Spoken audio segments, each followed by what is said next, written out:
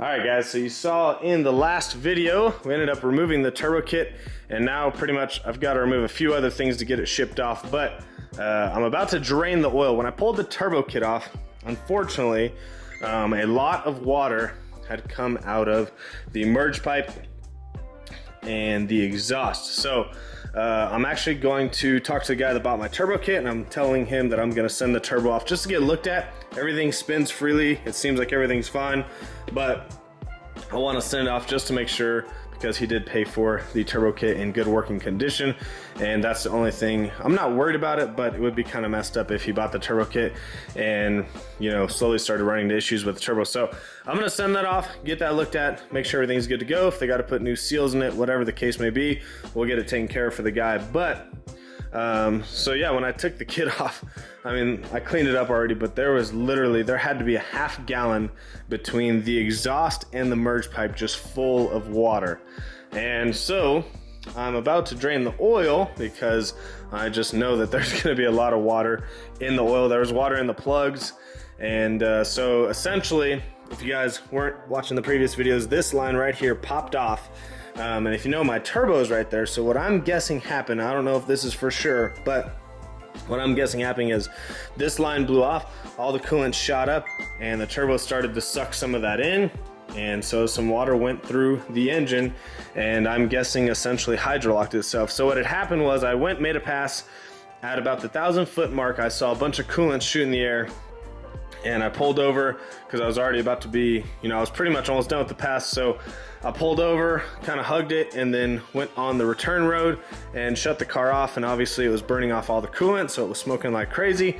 But once it stopped smoking, Kennedy had brought the truck and trailer over, and I decided to drive the car onto the trailer, and it started up and ran just fine.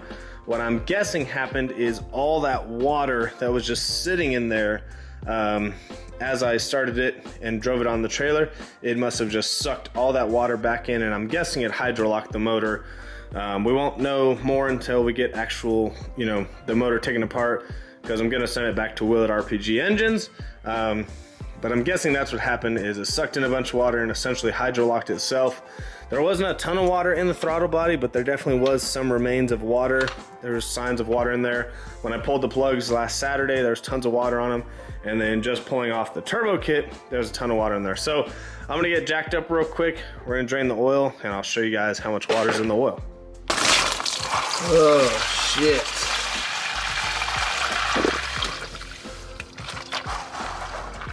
There's the oil. That's mostly water. Not sure if I should cry now or later. There's about, I don't know, a quart, maybe 2 quarts of water that just came out of the oil pan. Water, oil pan, water. Those aren't supposed to mix. Oh man. Shit. That's a hard pill to swallow right there, people. So, I knew it was coming. Rods ain't cheap. These are like, I think $2,000 rods that are in here, $1,800, $2,000 rods that are in here. So, luckily, I already have an appointment to send it back to Willett RPG, so he knows it's coming. It's not like it's a last minute deal and it's gonna sit there forever, but the problem is the money. It's just expensive. But, you know, that's just, unfortunately, that's part of it. It's kind of what you sign up for, but here's some of the water. I kind of made a mess, but that's water that just overfilled. But, yeah. Just gonna probably sit here for a minute and let this all soak in, like the water soaked into my engine. Whew. So I had big plans for the car. Front to back, the car was changing. Maybe it won't be changing because I've got to get a whole new motor probably. Luckily the block isn't cracked. Hopefully nothing else is broken in there. Damn.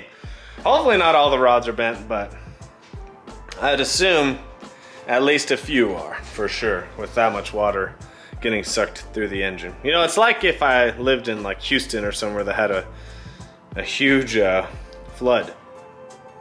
That's what it feels like, emptying the water out of this engine right now.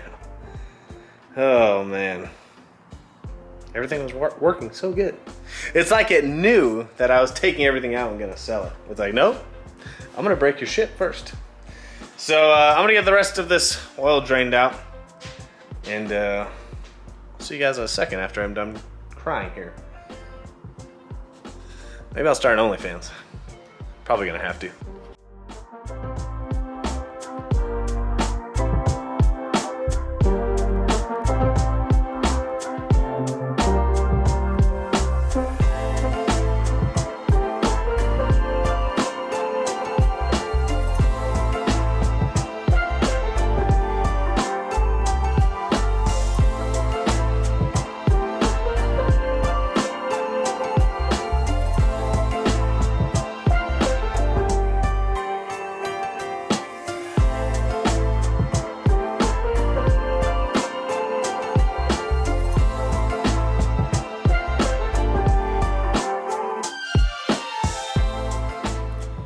So I got the intake manifold off. You guys can see.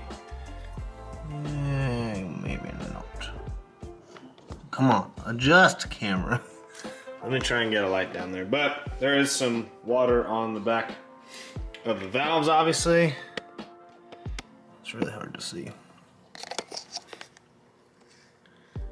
Well, you get the idea. There's a ton of water in the car. So, honestly, I could have this engine out tonight. This is why I love the way that everything's set up in this car. It's literally really easy to take stuff apart. You know, like keeping the AC and stuff for daily drivers is cool and all, but like for what I'm trying to do with the car, it needs to A, go really fast, but B, you gotta be able to service the car super quick. And the cool thing about having like a K-member and no AC and manual steering is usually there's a massive power steering rack down there. There's the big AC unit over there, more belts. It just makes it so much easier to work on stuff. Obviously, I wouldn't recommend this if you are trying to be a daily driver, but trying to be a street car, make 20, 30 mile cruises, and then go racing on the weekends. This is the best way to do it, because you need to be able to take stuff apart, because this stuff happens when you're racing as much as I do, or if you're racing more than that. So I will say that this thing is super easy to work on. And I think that's like a huge thing, like when you're building projects, whether you're building a Mustang or a Fox body or an F body or a newer Camaro or a Corvette. Like the only problem with newer cars is they have so much shit on them. It's really hard to service stuff. So like what I did is I took the upper radiator support off, which houses the headlights also.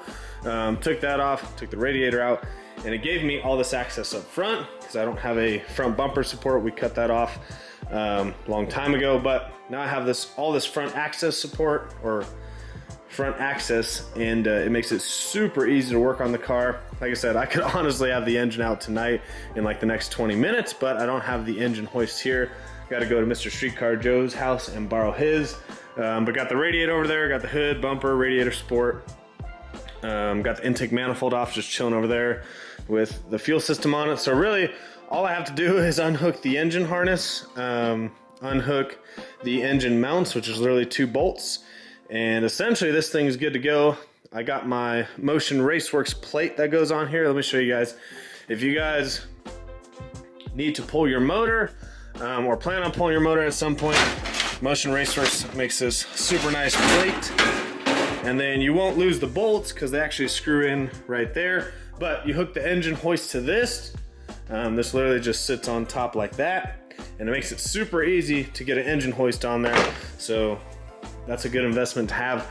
And they make them for LSs, LTs, all the in between. But I guess good thing is my block's not cracked from what I can tell. So some updates I'll give you guys on what we're gonna do with the engine, but I'm pretty sure, well, I know for sure this whole thing is gonna have to be rebuilt. But like I said, Will from RPG Engines, he's gonna take care of it. He's gonna send us some pictures, give us an analysis on the breakdown. The only thing, I was just talking to John Lynn Jr. about this, is I really wanna know like why the system pressurized. So hopefully when he tears apart the motor, he can tell us why it pressurized, because that you wanna obviously figure out the main issue, because you don't want this happening again.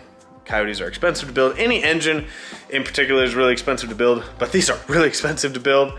So I can't just go buy one from a junkyard for like 500 bucks and toss it in here. So it is an expensive engine, so you definitely want to find out the cause instead of just throwing it back in there, and hopefully that fixes the issue. So hopefully when we get this to Will at RPG Engines, he can take this apart and tell us exactly what went wrong with it. But I'm gonna finish kind of moving the harness out of the way, moving the fuel system out of the way, get the regulators out of there, get the catch can out of there, and get this thing ready to be pulled out tomorrow. This table looks absolutely ridiculous. So last night, as I showed you guys, pretty much got everything ready to get the engine out. I do gotta take off the converter bolts from the flex plate and then unbolt the transmission. So I'm actually going to jack the car up because I am gonna pull the transmission out as well. I'm pretty much pulling everything out right now. So I'm gonna get the car jacked up, get the transmission loose from the engine, and then that way the engine will be ready to go later on today. I just gotta go get the engine hoist from Joe. But that way it's ready to go. But like I said, super simple, so much room to work in here, but she's pretty much ready to go.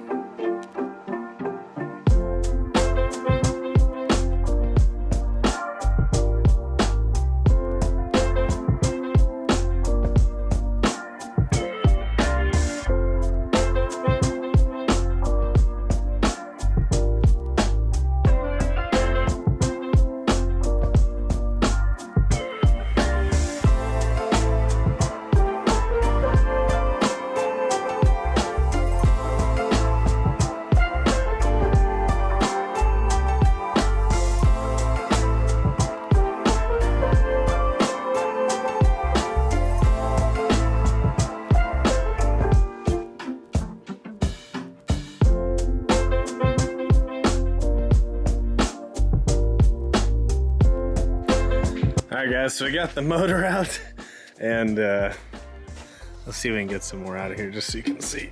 Oh gosh. Oh man, that hurts. It's not where water's supposed to come out. So I'm gonna get the manifolds off and continue to go cry over here.